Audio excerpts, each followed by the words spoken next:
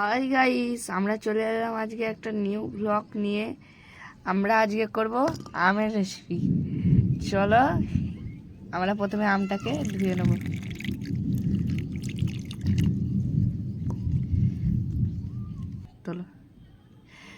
চলো, আমাদের আম ধোয়া হয়ে গেছে। এবার আমরা আমের জলটাকে ঝরতে দেবো।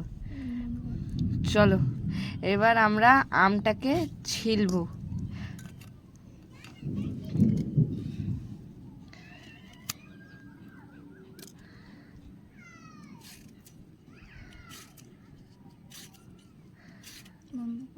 শর্ট মনে হচ্ছে 1 মিনিট হয়ে গেছে আমাদের আমটাকে ছিলা।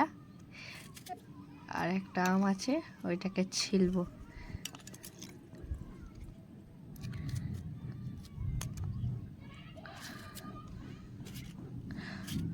চলুন, আমাদের আম প্রায় ছেলা হয়ে গেছে। আমটা প্রায় ছেলা হয়ে গেছে, একটুখানি বাকি আছে। চলুন আর একবার ধোয়া হয়ে যাক আমটাকে।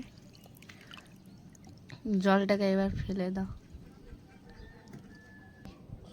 এবার আমটাকে আমরা করে নেবো, কুচি কুচি ঘষে নেবো জালতির সাহায্যে।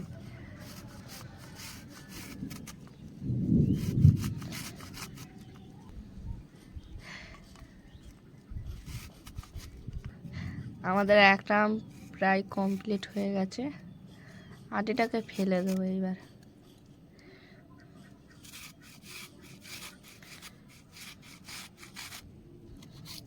আমাদের আর একটা আম প্রায় শেষ হতে এসছে।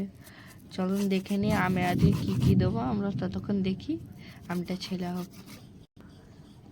আমরা আজকে এই আমের এতে বেশি কিছু মশলা দেবো না, অল্প চিনি, পরিমাণ মতো লবণ আর এবং একটা শুকনো লঙ্কা পুড়িয়ে নেব। চলুন লঙ্কাটাকে আগে পুড়িয়ে নেব। লঙ্কাটা নিয়ে নিই। চলুন, আমাদের পাতা জ্বালানো হয়ে গেছে। লঙ্কাটা হালকা করে পুড়িয়ে নেব যেন ঝুড়ো ঝুড়ো করা যায়। আমাদের লঙ্কা পোড়া, চলুন আমাদের লঙ্কা পোড়া হয়ে গেছে। এবার আমরা লঙ্কাটাকে ঝুড়ো ঝুড়ো করে নেব।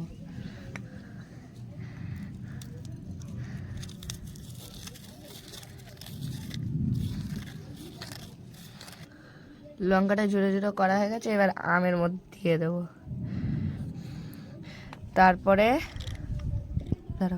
তারপরে আমরা পরিমাণ মতো লবণ দেবো। আমরা 1 চামচ নিয়েছি, আপনারা আপনাদের পরিমাণ মতো দিয়ে দেবেন।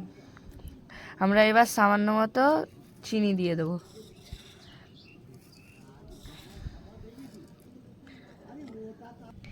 এবার আমরা আমটাকে মাখিয়ে নেব।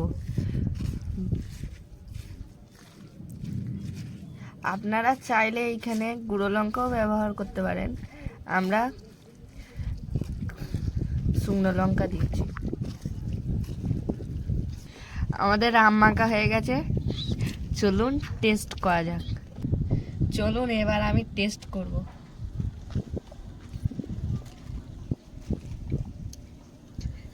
খুব সুন্দর হয়েছে দিদি ভাই, আপনারাও বাড়িতে ট্রাই করতে পারেন।